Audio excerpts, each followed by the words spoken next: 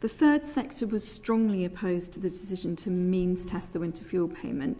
How effective will the mitigations that the government have put in place that they announced be, do you think? Or not? Want me to start? Whoever wants to start, yeah. Not at all.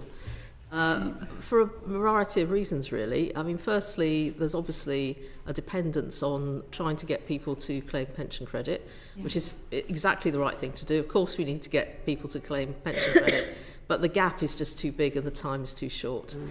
So even if, I mean, let's hope that the government comms campaign is really effective and it encourages more people to claim. But at the moment, I think, they're only relatively small numbers in the greater scheme of things that are putting in a claim. And we know, and the government knows, that a fair few of those will not be successful claims either.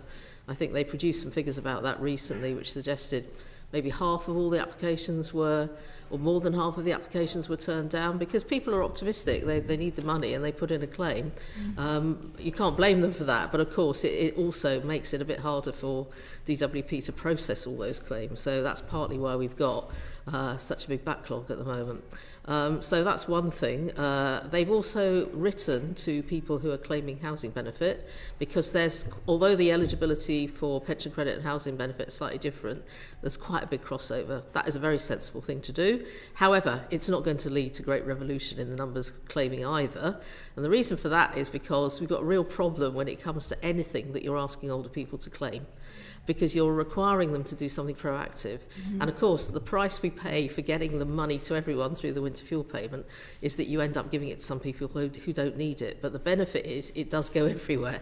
And the problem is, as soon as you decide to move away from that kind of approach, it is impossible to find another way that is as good at getting it to those people who won't otherwise claim it. And when you think about it, we're thinking about older people now increasingly living at home who are very unwell, but people aren't going into care homes and hospitals like they used to.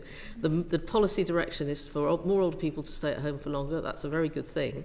But actually, they need to keep their homes warm, etc., etc. And that means you've got lots and lots of older people who are in profound old age, who are very frail, who've got loads of things going on in their lives, who are in and out of hospital, who are dying, who've got dementia, and they're not in a position, unless they've got really supportive families, to be able to do the proactive thing of actually claiming and asking for help. So that's the problem we've got. And I think what is a shame is that with the spending review coming up, that's not being used to take a step back and have a bit of a broader look of the kind that Jo was suggesting, where actually I think it'd be perfectly legitimate for the government to look at how is the money being spent on older people across the piece against the context of an incredibly unequal population where you've got some people who've got lots of money and a whole bunch of people who haven't got any at all. I think that would have been a completely sensible thing to do. But unfortunately, by making a decision straight away without much time on winter fuel payment, sort of moved away from being able to take that slightly more strategic approach.